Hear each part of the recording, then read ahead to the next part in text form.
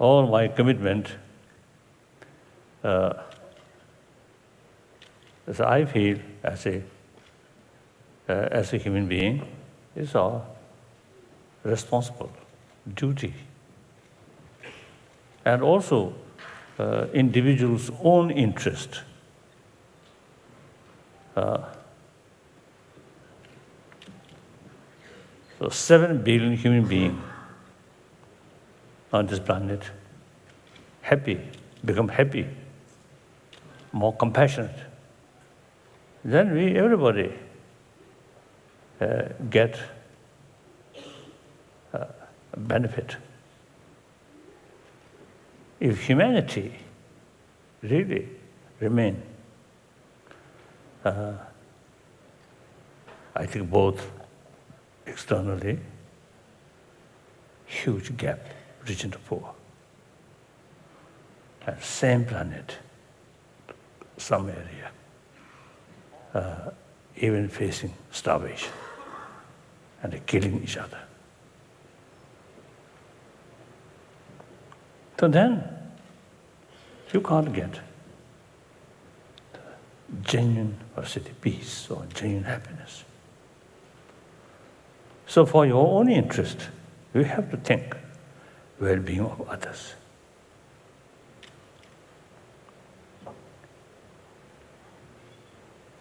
That's my number one commitment, promotion of human value, in order to become individual level more happier, more relaxed. And family level also is more harmony, more friendly. Through that way, the society level, also more peaceful society. And through that way, national level, and furthermore, global level.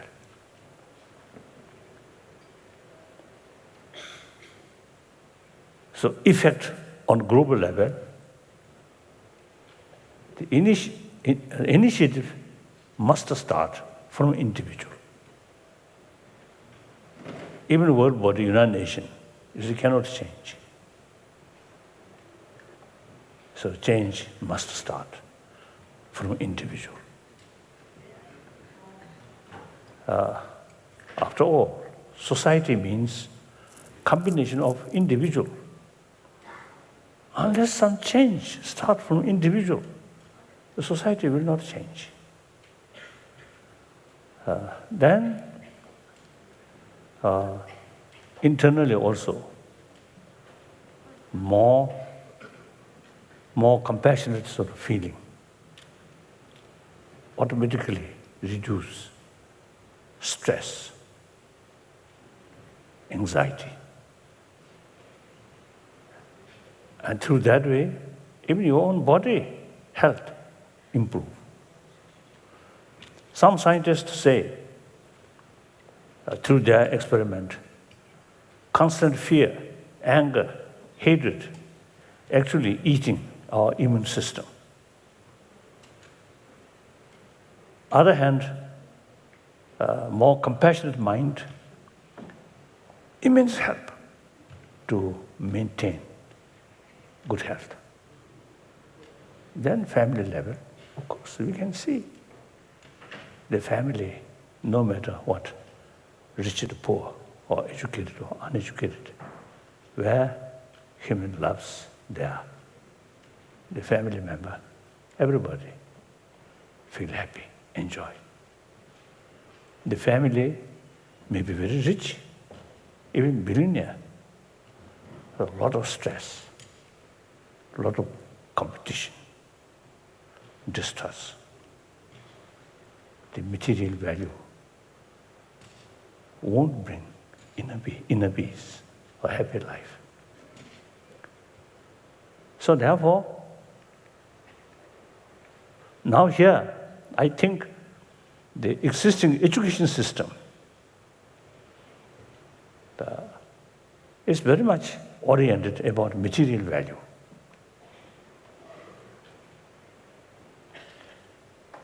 Not sort of concerned about our inner value. It is quite understandable. about 1,000 years ago, the separate education institution started. I don't know in your country, in Norway. I remember in Italy, Bologna University. There, a few years ago, they carried on sort of celebration, 1,000-year anniversary. So, the Bologna University, 1,000 years ago, they established. So many other. So when they established separate education institution, then about inner value taken care by church. Then to some extent, family values. But then more, industry revolution. Industrial revolution. Their life become more busy. And then, the influence of church also a little bit, reduced. And the family level, family sort of the value also sometimes a little bit degenerate. So then, the education institution alone should take care both material development and internal development. After all, we have these two, body and mind. Material facility provide us physical comfort, and not mental comfort. For mental comfort, we need certain value within the mind. Now mind, there are two categories. One, sensorial consciousness or mind. The material facility provide some satisfaction on sensorial level, not mental level. And faith, compassion, forgiveness, these practices provide mental level satisfaction.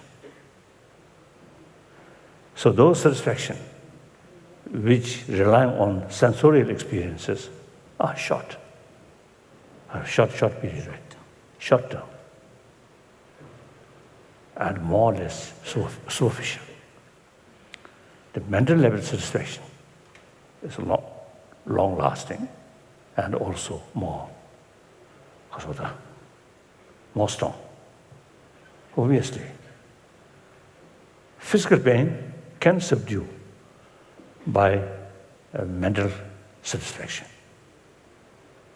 Mental sort of pain, worry, too much stress cannot subdue by physical comfort. Isn't it? What do you think? Do you feel some sense? We can examine our daily life. The day your mood a little bit disturbed, then good food, usually you love that kind of food. But when your mood not good, then even that food, I don't want. And then sleep, too much stress, too much worry here. Sleep also disturbed. Clear? Even though you lay down on very, very comfortable bed and listen beautiful music, your mental sort of worry won't go away. Clear? So other hand, your mind completely peace, relax. Even lay down on rock, you feel very happy. So mental level experience are more superior than physical level experiences. If we pay more attention, this is very obvious. So now, the modern lifestyle, very much so, as the superficial level, sensory level. And that's why, see, everywhere people say, dollar, dollar, dollar, and euro, euro, euro. Oh, you using euro or something? Your own currency? Huh? I don't know. So $1, how many that? 6. Oh, okay. Japanese yen, I know 100, over 100, $1. Like former Italian casa, lira. So in any way, you see the modern life, even government level, their policy always talk economy. Nobody talk inner value. And no program about how to develop, how to take care about inner value. So therefore, the existing modern education system, I think, should include education about warm-heartedness. That, you see, now here, some complication. Some my friend, one time, then still divide to Germany. So one occasion in West Germany, one my talk. So the Home Minister came to introduce me. So before the meeting, we just some casual talk. And I asked, any moral ethics must be based on religious faith or not? And he said, well, must. So some sort of group, or some group of people have that view. Any moral ethics must be based on faith. They're like India, or different. Moral ethics not necessarily based on religious faith. So in India, I think almost 3,000 years is a concept, secular ethics. So according to Indian understanding, secular means respect all religion, then also respect non-believer. So that sort of view, the secular ethics, moral ethics, secular way, not necessarily based on religious faith. In practical level, if moral ethics must be based on religious faith, then further question, what religion? Complication. In ancient time, okay. Now modern time, many area, multi-religious community. And India, 1,000 years, the multi-religious sort of community. So, such society or community, if moral ethics based on religious faith, then complications there. So according to reality, now today, according to some survey, out of 7 billion human beings, over 1 billion actually non-believer. sometimes non-believers, number of non-believers increasing. And then among the believers, also corrupted believers also there. Sometimes religion become lip service. So it's clear indication we are lacking genuine faith or conviction, the inner value. So therefore,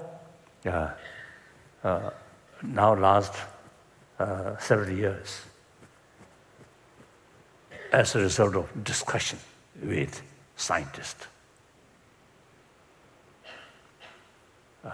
including medical scientists and brain specialists, brain scientists, and then educationist or social worker, common view, modern society lacking moral ethics.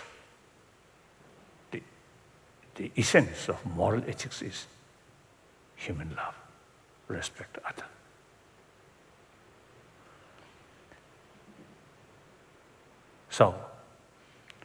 So therefore, now in order to be happy family, happy community, there's no point to neglect about inner value. And in order to develop inner value, not necessary to have religious faith.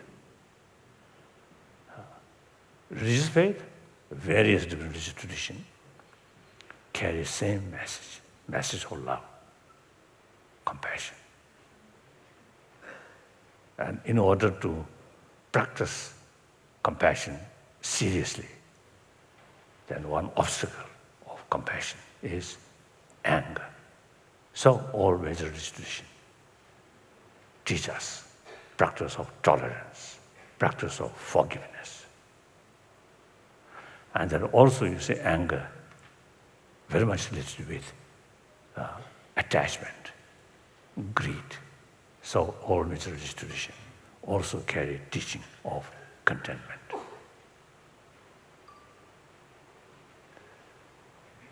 And environment, not necessarily always positive.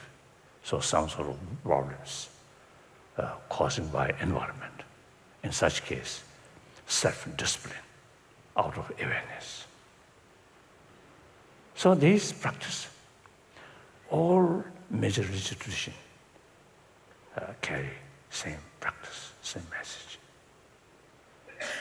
So these are clearly shows all major religious traditions really pay much attention about basic human value. So in order to strengthen, you see, these practice or these conviction, use different philosophical method, different philosophies as a method. Basically, theistic religion talks creator. Very powerful sort of method. This very life created by God.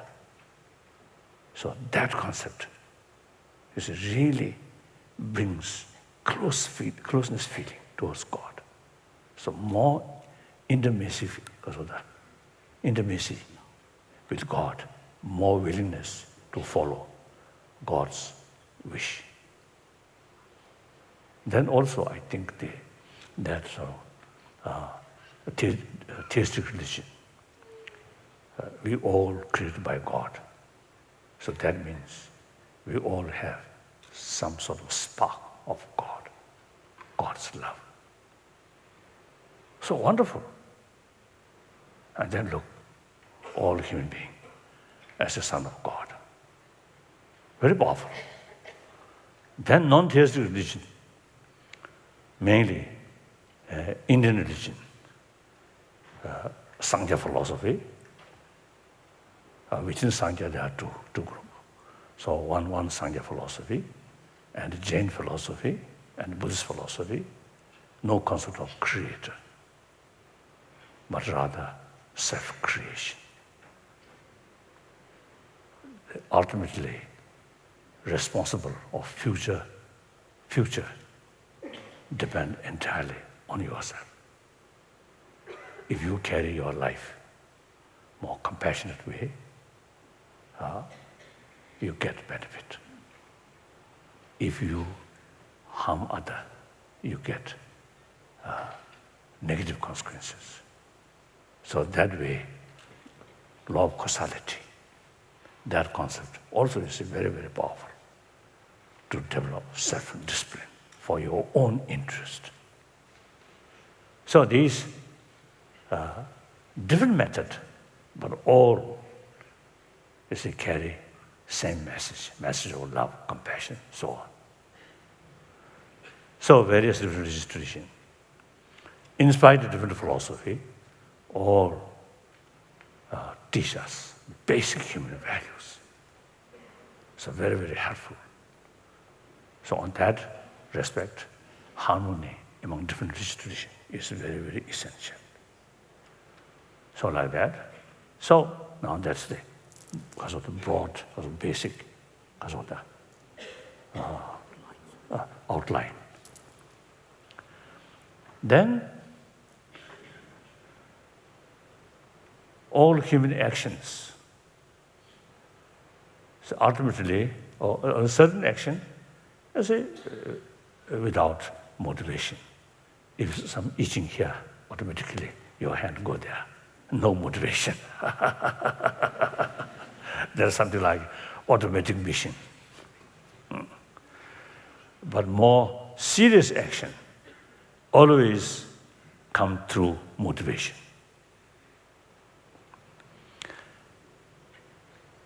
So, now for example, now here, the concept of violence and non-violence. The real demarcation of violence and non-violence is motivation. Any action, physical action, verbal action, mental action, carried by anger, that's violence. Even teaching religion with angry motivation is violence. A usual business, I think, little cheating. Customer. So, with sincere motivation, thinking about global economy and the economy of the society, benefit for larger community, with such motivation. Verbal action, physical action, all become non-violence. So, real demarcation, violence, non-violence, is not depend on action, but depend on motivation. Then, sincere, compassionate motivation, what benefit you? Now that we have to sort of think. Firstly, some people, particularly non-believer, they feel, subject of compassion, forgiveness, these things are religious matter. So since no interest about religion, and they also say no interest about these things, as totally missed it. Whether accept religion or not, that's up to individual. But human affection, you can't neglect. Because we biologically, we need that. We equipped that. Because the way we're born, the way we grown up.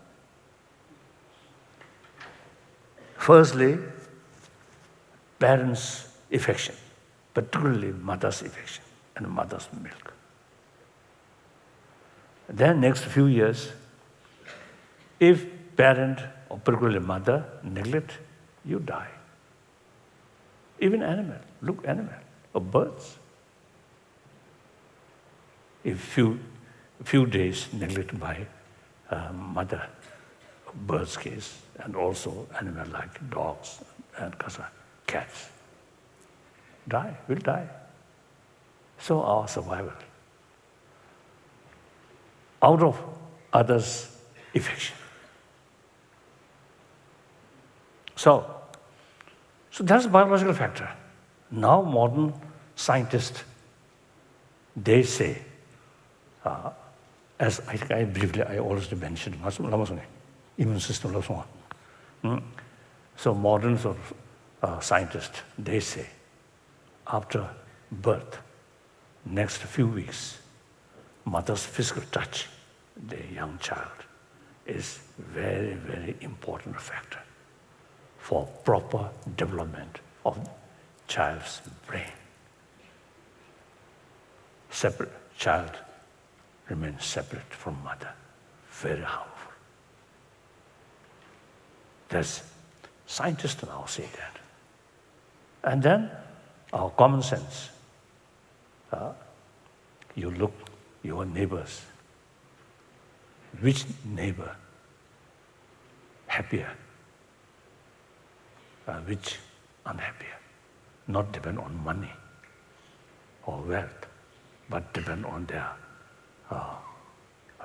friendship. Friendship must come from trust. Trust comes from affection, honest, truthful. So therefore, in order to build happy family, trust is key factor. For that, if you too much self-centered attitude, then difficult to develop trust. If you open your heart and are ready to reach out to it, then trust comes. And transparency is very essential. If you too much self-centered attitude and something to hide, then you cannot carry your life transparently. If you open your heart, every human being consider as a human brothers, sisters. And then, you can carry your life transparently, openly, transparently. That brings trust. Trust brings friendship. We are a social animal. We need friend. So therefore, thinking this is use common sense. Then common experience, as I mentioned earlier, we all come from our mother. 7 billion human beings all come from one's own mother. All nurtured by mother's affection. So we all, 7 billion human beings, we all have seed of compassion here because we live on mother's affection. So therefore, the anger, hatred, these things actually secondary. Anger, aggressiveness is part of our life, but not dominant. The dominant thing is human love, human compassion. So then, all your different professions, or business, engineering, or worker, or doctor, teacher, all sorts of human different sort of activities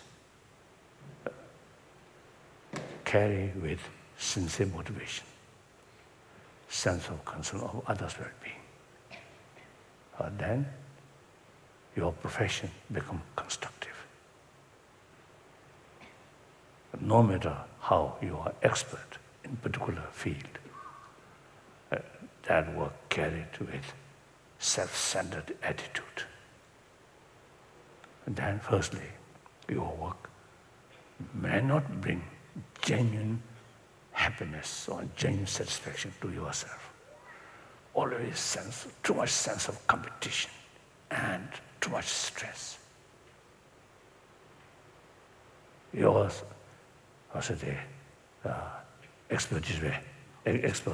expertise you carry, or your profession, you see, carry with sincere motivation, you can always remain relaxed.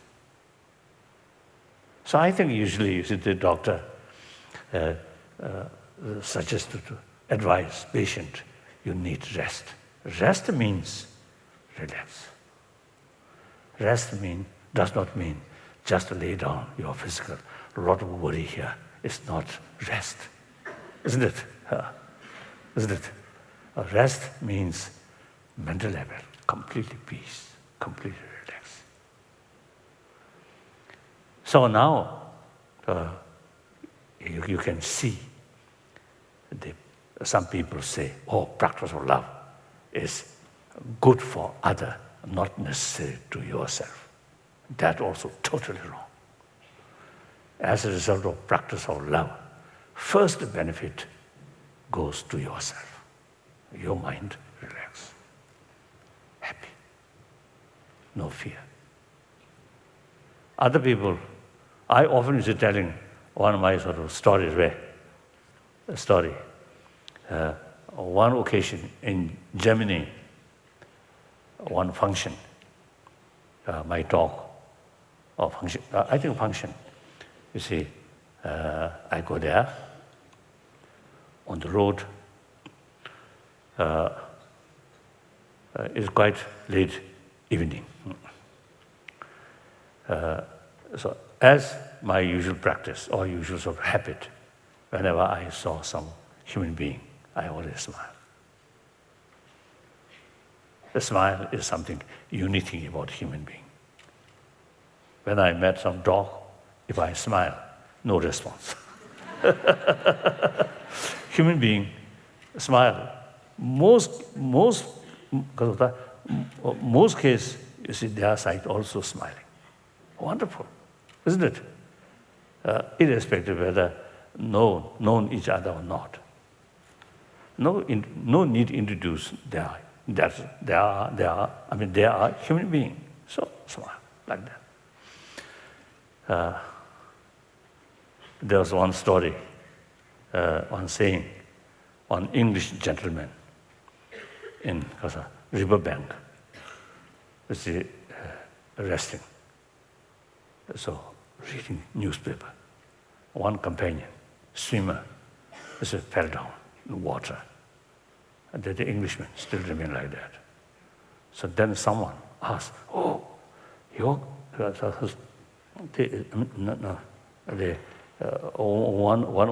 one swimmer, now carrying by the river, please help. Then he responds, not yet introduce that person. Too much formality.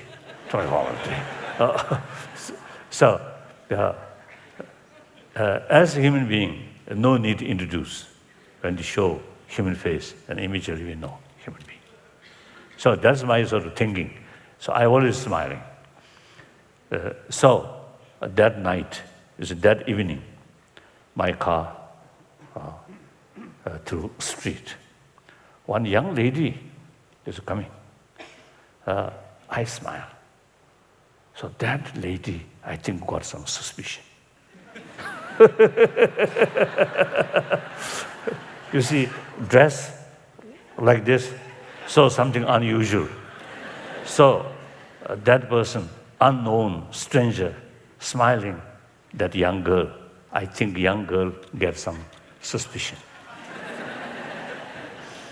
So the result of my smile brings, instead of joyful or happiness, she got more fear. So like that, you see. But myself, you see, happy, smile. Then I have freedom. After smiling to that lady, the lady looks more suspicious sort of attitude. Then I turn my face.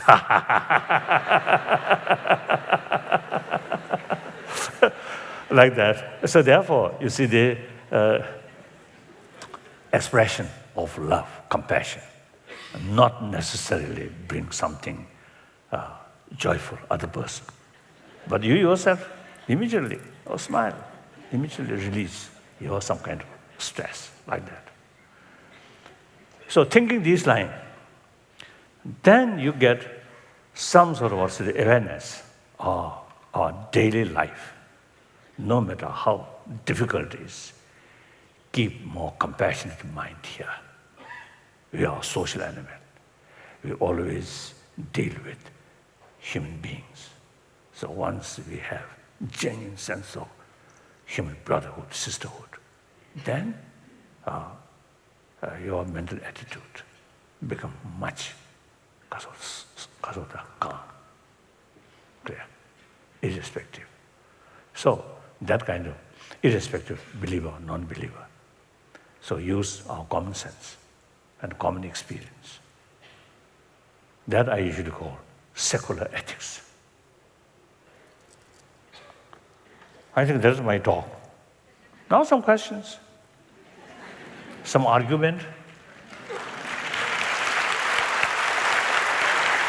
I'm sorry to interrupt, but we have a long list of questions that people from the audience have submitted, and we made a selection of them. And so, Your Holiness, I mean, it wouldn't be fair to everybody else who has submitted questions to sort of restrict this dialogue to this particular topic.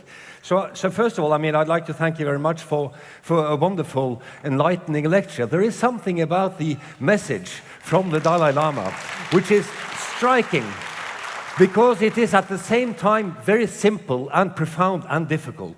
I mean, simple is not always easy. Simple can be very difficult. And there is an inherent beauty in what you said that I think touches all of us. But now for the difficult bit, the questions, okay? First question. Yes. Your Holiness, most of all, you say we have to be good people. Do you think all other religions have that same focus? Yes.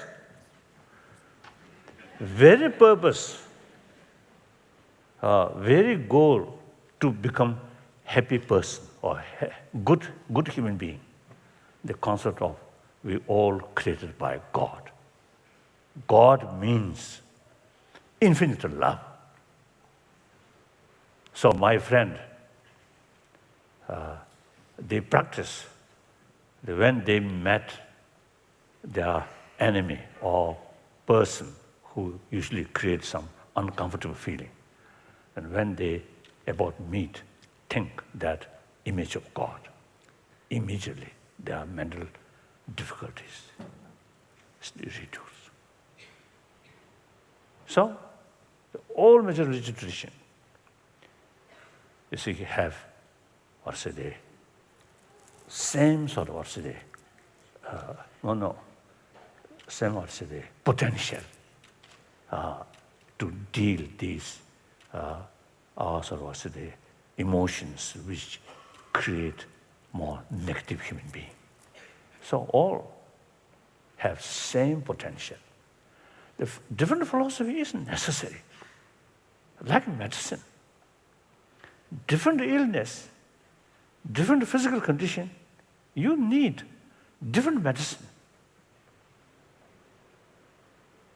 I think same illness, but because of the physical condition, some weak physical condition, some strong physical condition, you need medicine according to that circumstances. So similarly, it's the same purpose to bring inner good quality, strengthening this good quality, but use different method. So we really need now on this planet, among 7 billion human beings, about 1 billion Christian practitioner, Christianity, Christian, about 1 billion Islam, and about, I think, over 500,000 Hindus. Then maybe 250,000 Buddhists. Now China, most populated nation, the Buddhist population, year by year increasing. So now almost over 400 million in China, Buddhist population. So all 1,000 years, it remains like that. In future, also you see, about 1,000 years. I think at least 1,000 years may remain like that. So harmony It's very important. Realistically speaking, 7 billion will not be Christian, will not be Buddhist, Yeah. will not be Islam or Muslim. This is reality. Whether we like it or not, we have to live together. So much better live happily in the spirit of spiritual brotherhood, sisterhood, and jokes, teasing, and so what is it? Play together. That's much better. Huh? Yeah. Yeah. Yes. Yeah. Yeah, thank you so much. Thank you so much for your wonderful answer. You know, I agree. I think that there's an obsession with difference in this world. So perhaps we should be more concerned with everything that human beings have in common. And the next question, in fact... One chair for him. Oh, I'm okay. I'm young. I can still... No. Okay. That's good. Okay. Thank you. I feel uncomfortable. Yeah.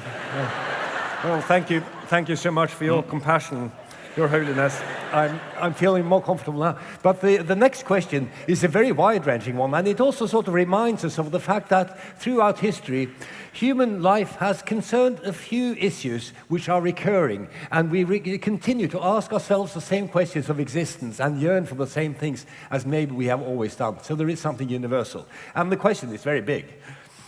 And Your Holiness, you're probably the only person in the world capable of answering it, okay? I don't know. I'm not very sure. If very difficult question, then my answer usually say, I don't know. That's better. Okay, so what do you believe is the most important thing in life? Happiness. Joyfulness. Yeah. Yeah. So I have something to say. Our life very much based on hope.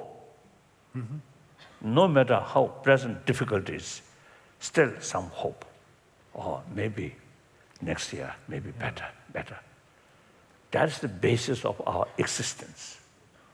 If one individual completely lost hope, then that very mental attitude shortened their life. And worst case, suicide. So therefore, major factor for our sort of a life based on hope. Hope means something good, something happy. So therefore, I usually just believe very purpose of our existence is happy life. There's no question. Yeah.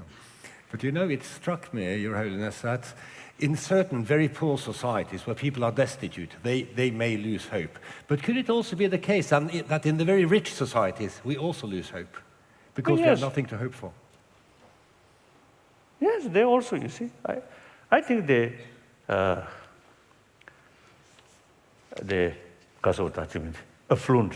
affluent society, material, everything there, but no guarantee be a happy person. No.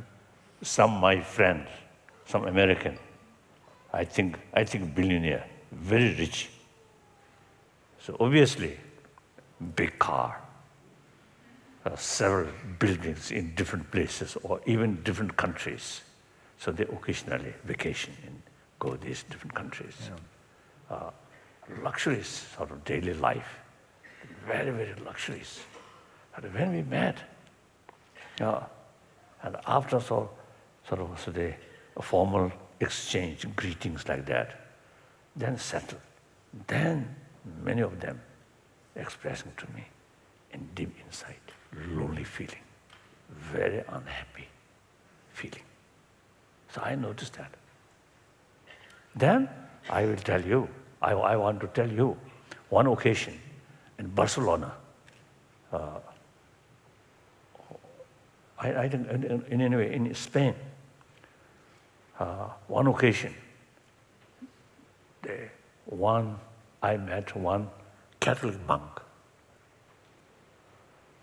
So a little bit sort of funny. His English, I think worse than my English. So I have more courage to discuss with him, use my broken English. I want to show him my English is not bad.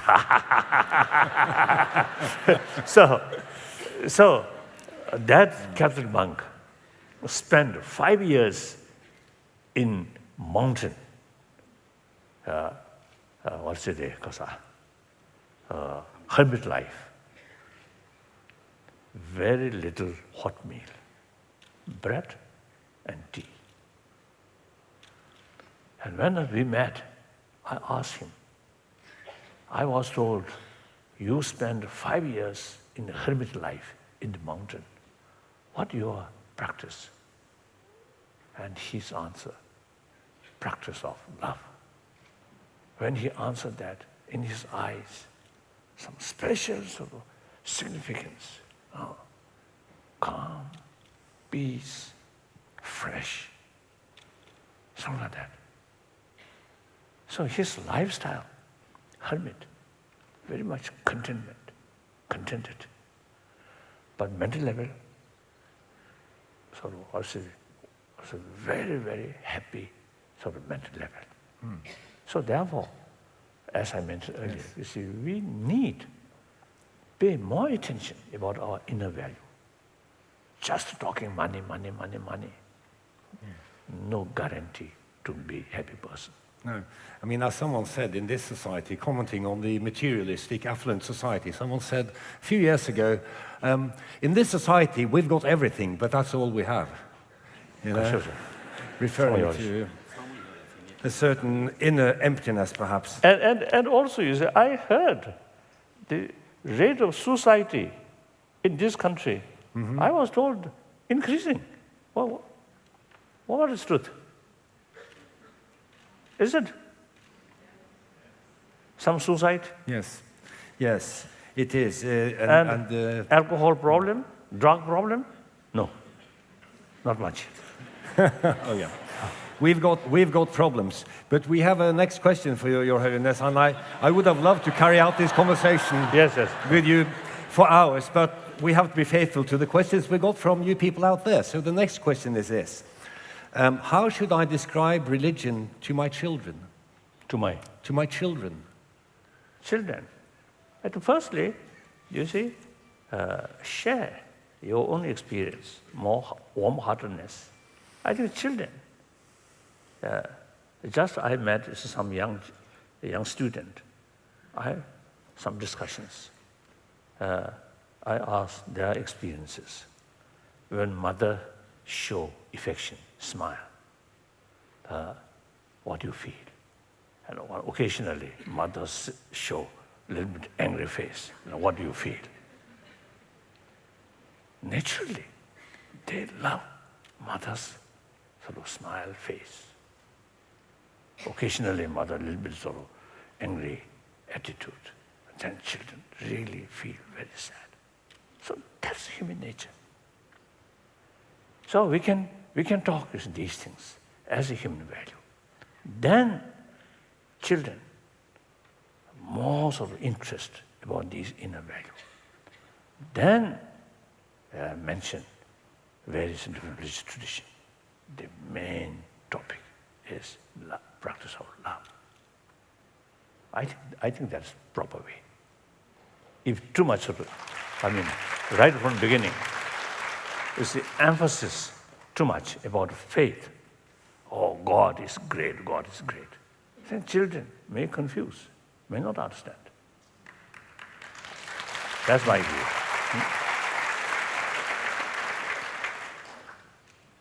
Yes, wonderful, thank you. Now we have a slightly longer question which has been prepared, and I think this is a very important and difficult one. Dear Holiness the Dalai Lama, I address you for advice because of your wisdom and compassion for other human beings. I am one of many addicts who cannot find a way out of this prison of a life I live in. Where can we find the strength to take responsibility for our lives, to carry our own burden and be free? I know this is a topic you have talked about in other contexts, but I would be so happy to hear you say something about this today. Kasa.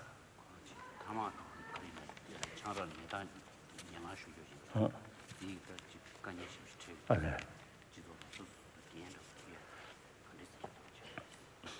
I think firstly, awareness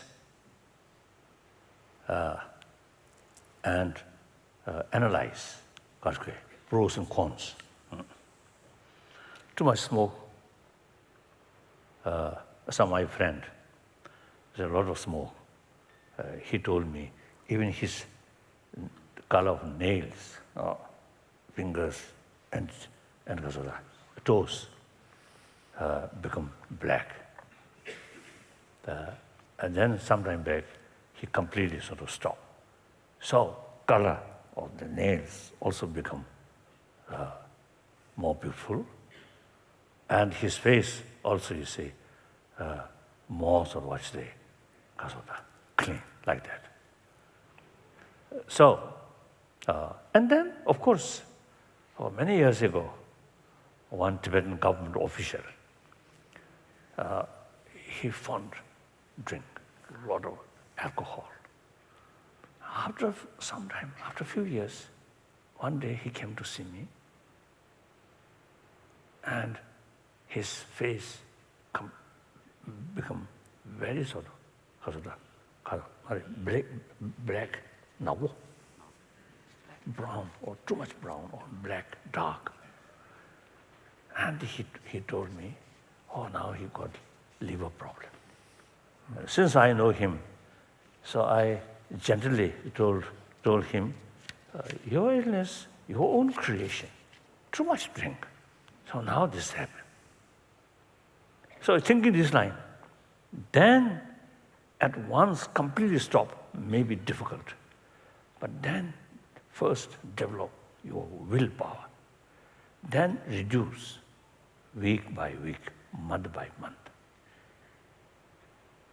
If you have a couple, a wife, then I think wife should control your husband's sort of habit.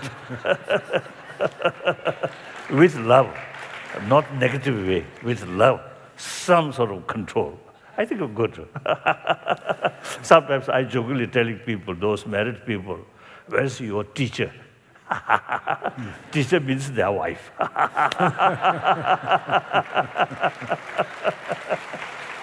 Yes.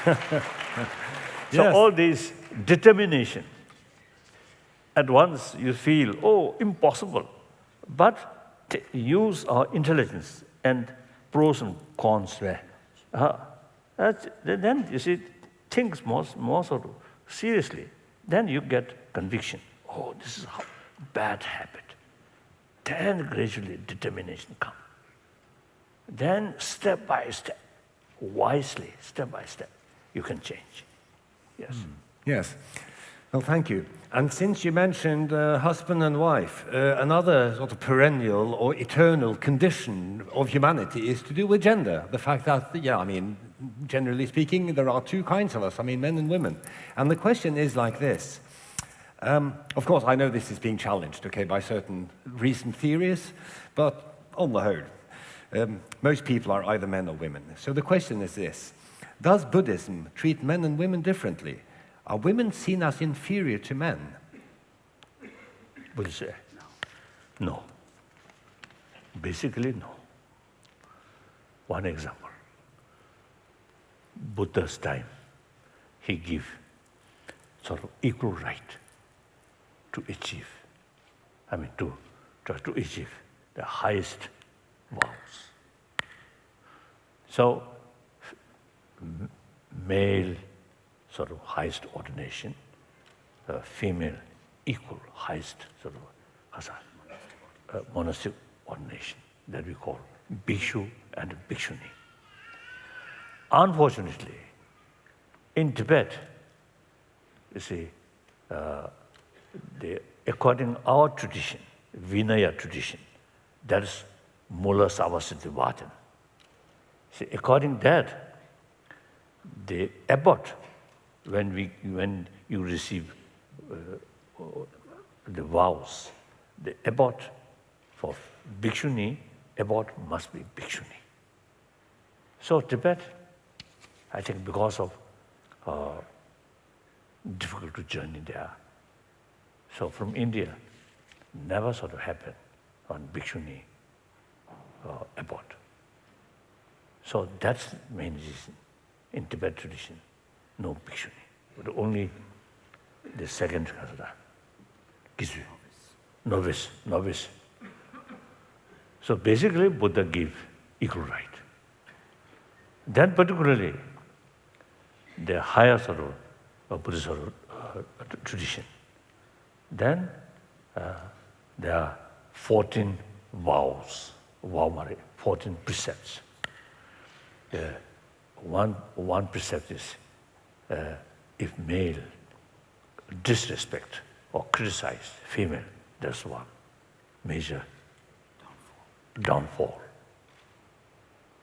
So it didn't mention female as a disrespect or criticize male. Nothing happened. Nothing happened. So we should complain. So this clearly shows special emphasis the female's right.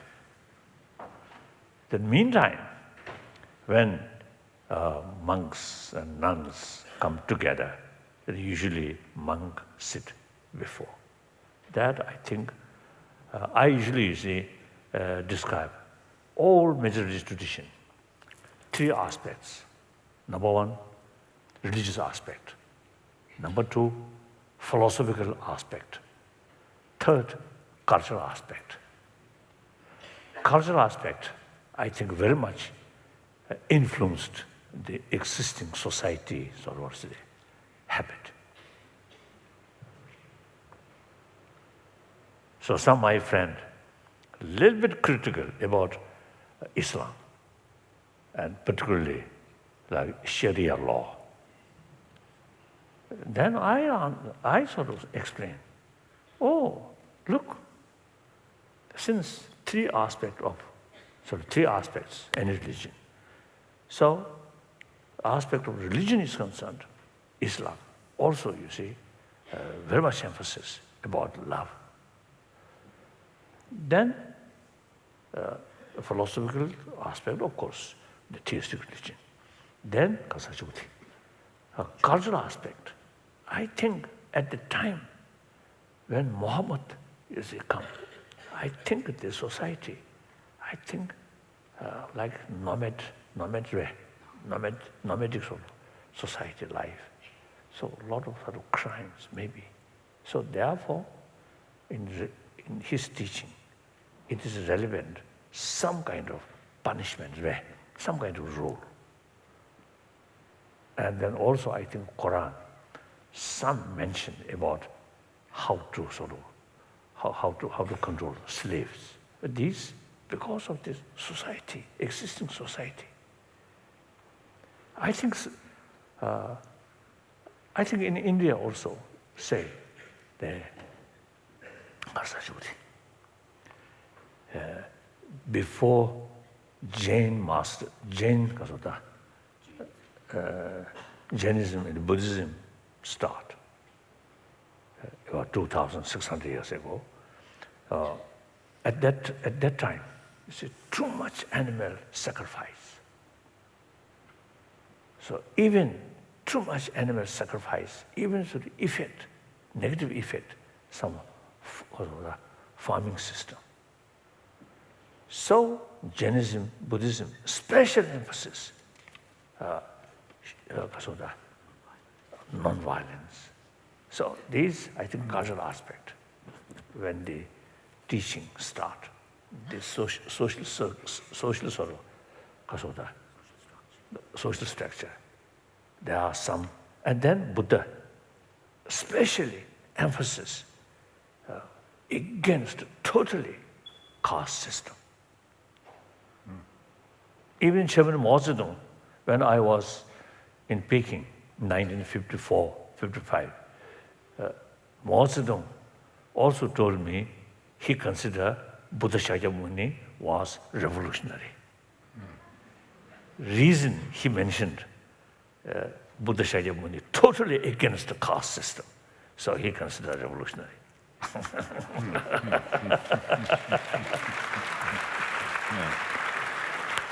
Yes, I mean, yes, I guess the problem here is not religion, but movements based on power that take the religiosity, you might say, out of religion. But what I was going to ask you, well, we've now spoken about a number of very fundamental things. I mean, about happiness, hope, love, the relationship between men and women, and so on. And we now have a question about another perennial and eternal concern in humanity. I mean, the fact that we develop relationships with each other based on compassion and love and mutual obligations and so on, shared memories, and then people go away. I mean, they die. So there's a question here about death and loss and mourning. And the question is simply how to move on after losing a loved one.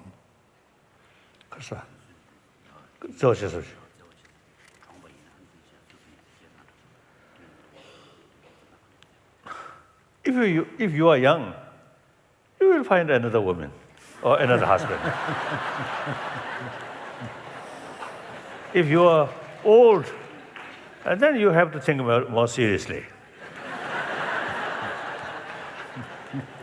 Sometimes I jokingly used to telling old couples, looks like, you see, they sit together, look at each other's face.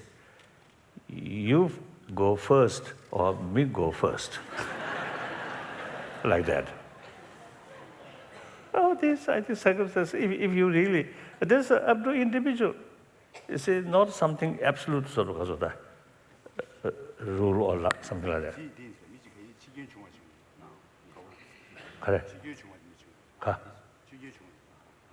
Or past level. Then the point, if one partner untimely passed away, or your friend, or your parent, your brother, sisters. My own case, when my mother passed away, then I determined, now time come, I must fulfill wishes of my mother. And particularly, my tutor passed away. Then, before he alive, I always feel my tutor